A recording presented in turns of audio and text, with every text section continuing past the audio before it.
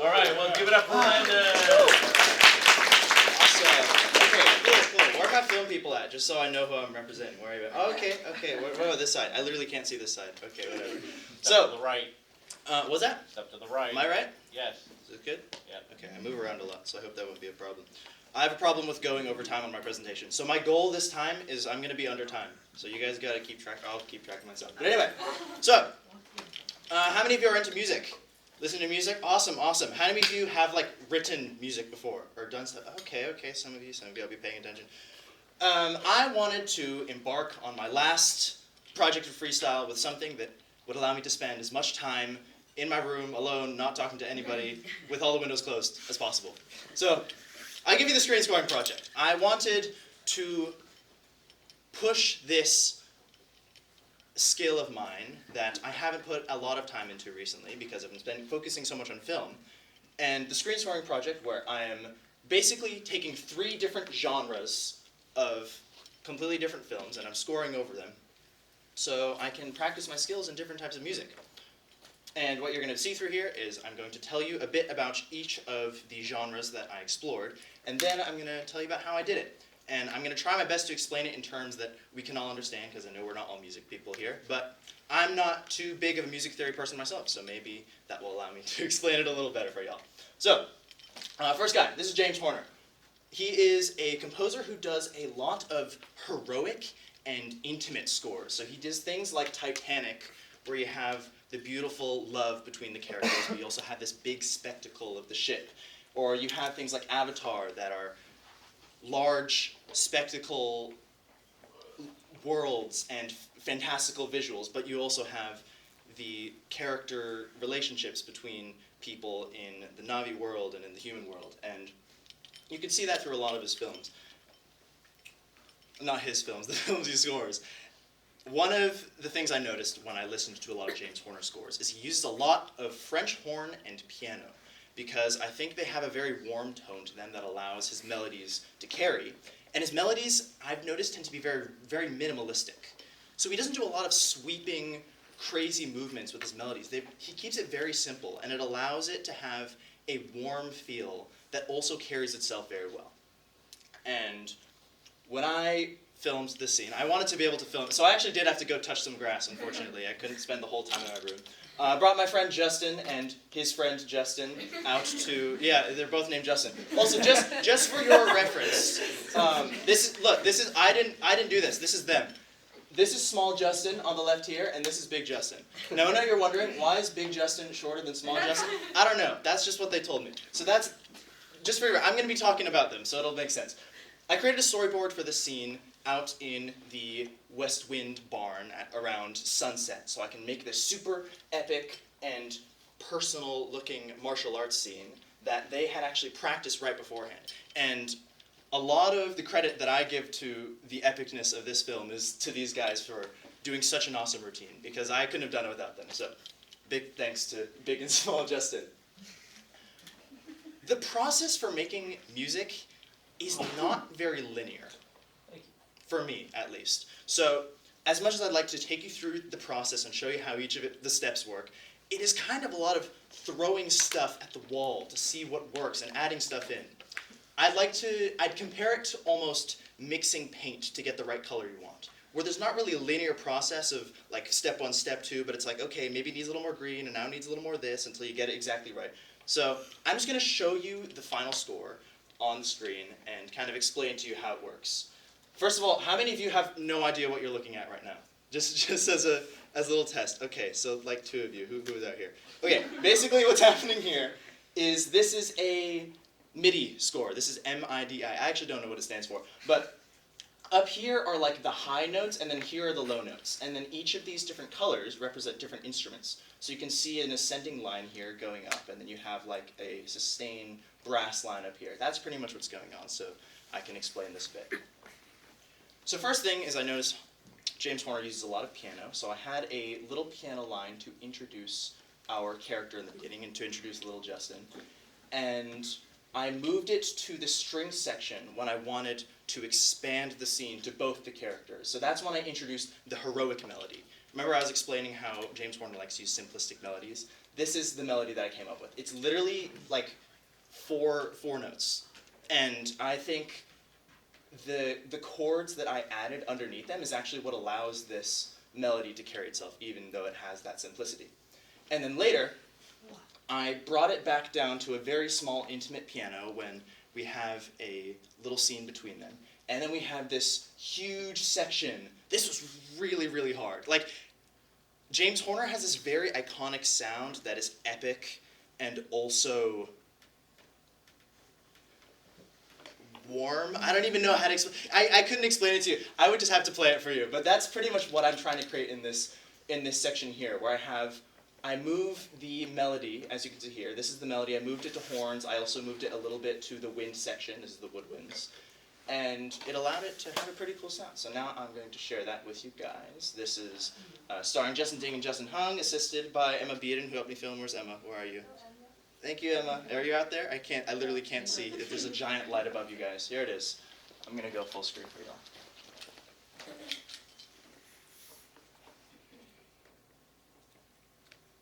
Volume all the way up? Is that going to pierce everyone's ears out? Or is that okay? Okay.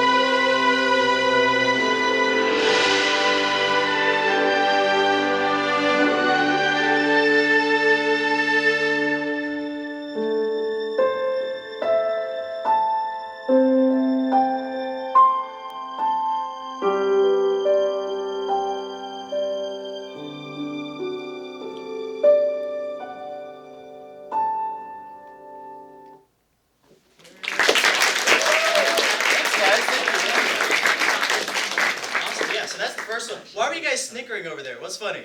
I heard you guys laughing. So tough. Thank you. Yeah. So that's the first one. One thing that I learned when making this is that you can't always predict what the feeling of a scene is going to be before you film it. Because before I actually went out and did this, I expected it to be a more warm interaction between the two, but I noticed that Justin has a very like kind of tough front to him that kind of gives him like an older brother vibe, which I really liked, and I had to lean into that when making the score by adding more percussion to have that feel. But yeah, that's the James Horner score. So, the next, what's going on? You gotta click on that. Oh, do I? Oh, oops. There you go. Is that gonna do it? Okay, so this is not a Don't laugh yet. Don't laugh until you've seen it. So this is the C drama. How many of you guys have watched a C drama before? Just so you can. Oh no. Okay, here we go. So, in C dramas, this music they use, the way I described it is cheeky. I don't know, like when I was listening to it, oh shoot, okay.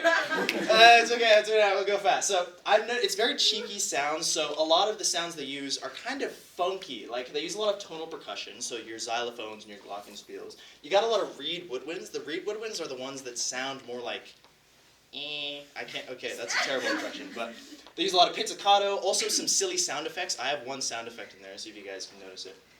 And then, for the really intimate scenes between people, they don't use like orchestra scenes, but they actually use the band instruments to create a kind of ballad feel to it. So when I wanted to create this scene, I brought out a couple of my friends. So what you're seeing right here is two of my friends who are super into C dramas trying to explain to me what the scene should be so that I could film it later. It was actually really helpful. And then we've got my super hard-working crew here who are working super hard on set. We actually ended up using a slider so that we can have that cliche push-in of the two characters as they're falling in love. And here is a bit of music. So we got the percussive xylophone and glockenspiel. This is the funky sound I was talking about. And then we've got a couple sound effects. This is a weird sound I just found somewhere on the internet, and then we got a little slide to show the movement of people. And we've got a little melody coming in with the reed woodwinds so that we can make it a little warmer, but still has that funky feel to it. And then we've got the little ballad section I created, super, super simple layering. I mean, we've just got like a piano at the top to add the sparkle. We have synth chords in the middle so that it can create warmth in the midsections. And then we've got a guitar keeping the rhythm. This is chopped up a bunch because, it's not important, don't worry about it.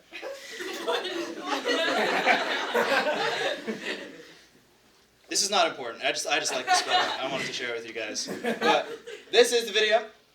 So this is filmed by Luca Deck with the help of Miley Jang and Katie, how do you say it? Just Katie.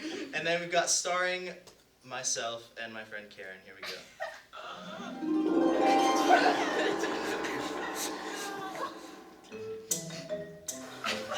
你在哪里？已经12:30了。媳妇，过来就杀了你。不好意思。没问题，我来帮助你。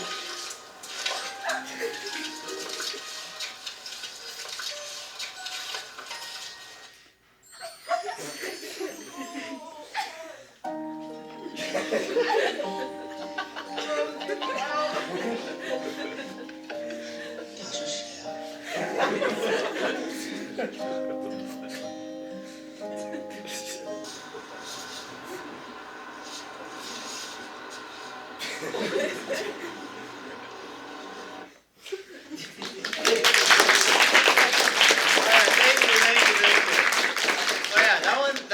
？Okay, this is super weird. This one came like really naturally to me. It's the one I made the quickest. I don't know what that says about me as an artist or who I am, but maybe I'll be making C-drama music one day. So, now the final one. This is one of my personal favorites. Alan Menken is a composer very close to me. He's one of the ones I started listening to very early on. He does all the Disney scores, all the really like beautiful ones like The Little Mermaid, he does Aladdin. He also does the remakes of the old movies. Like he's still working with them, making awesome stuff.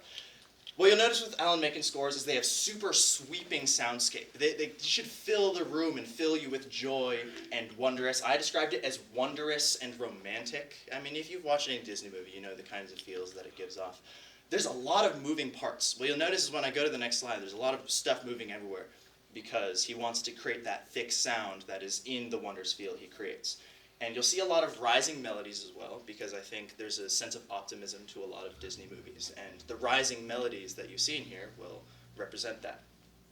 This is the film I created. I made it by going in the green room. I brought in, I don't know, okay, I don't know. I'm not an animator. Like, y'all animators are super talented and amazing. I'm just sticking to my film stuff, so I just pulled up a scene from one of my favorite films, Tangled. And this is, I don't even know how to begin to describe this. There's so much moving parts. I don't even know what I'm looking at. I'm just as confused looking at this as you are. I'm going to try my best to point out a couple things. For example, this is a rising violin run to go right up into the next chorus because it sounds super cool. We've also got trills here. Trills is where you take a flute or a wind instrument and go up and down. and it makes it feel like, okay, right, you guys are mean. And I'm trying my best to describe it here. And then at the end, which is I think is really important, we have to have, I wanted to create a super big ending that feels like the end of a book, like the end of a fairy tale. So I bring in all the instruments at once. So be careful listening out for that. And this is the Alan Menken score. Here we go. Okay. Hello. Uh-oh. Can I log in with... Oh, there it is. Okay, we're good. Here we go.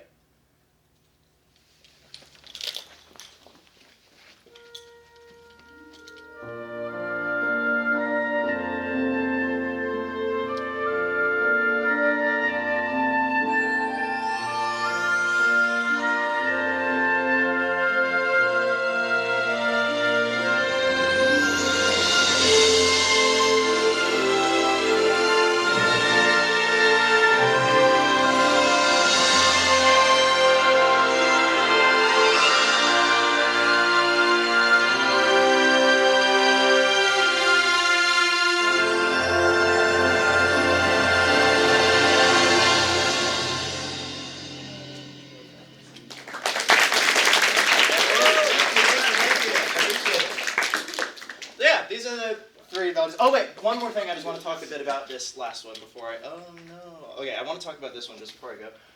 When I was making this score for the romance theme, I spent so long just making the melody over and over and over and over again. Because the melody in romance themes, you realize it's so important to how it sounds and how it feels, where no matter what you add to it, if the melody doesn't have the emotion there, then it just doesn't work. So much of the time, I mean, all the stuff you saw on screen took like maybe 2 days to finish, but coming up with the actual melody that I used took a lot of walking in the park and like thinking to myself.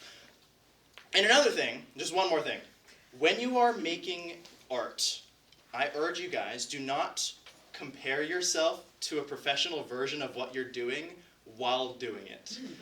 Because it doesn't inform your process that much. All it really makes you learn is that I can't do it as well as they can, and that makes me really sad. But I think I learned a lot in the end of this process, and I'm happy with the things I made, and I hope you guys enjoyed the presentation. Yeah, thank you.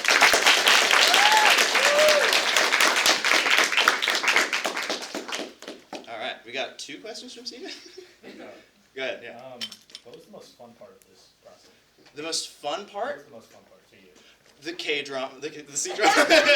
The filming the drama was really funny because it was funny just because it came to us naturally in a weird way where it was just we ate that. we did eat that. It was super cool, and it's just such a silly scene, but the way it came together and throwing it in the software and seeing myself in slow motion was just super fun. So that was one of the most fun parts of it. Maybe not the most rewarding, but it was one of the most fluid.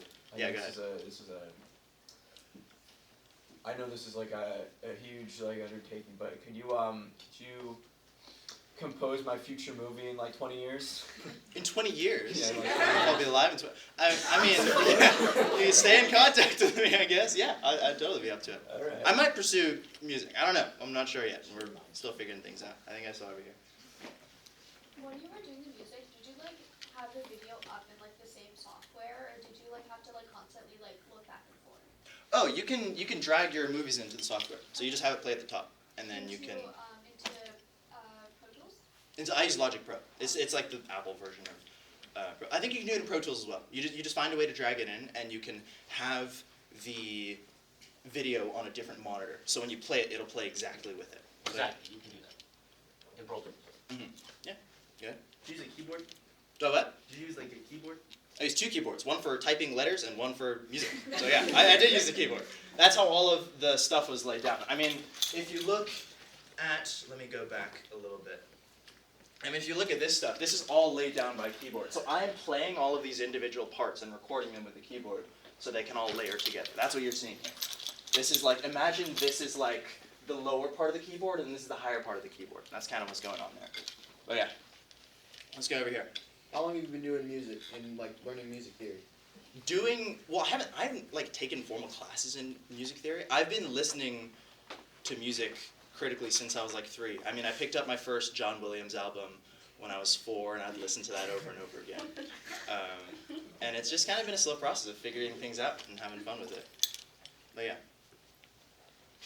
How do you feel your music skills have improved or changed since the making of Gym Bros? Since the making of Gym Bros. Gym Bros. Okay, Gym Bros is the film that Steven and I made last year. How has it improved?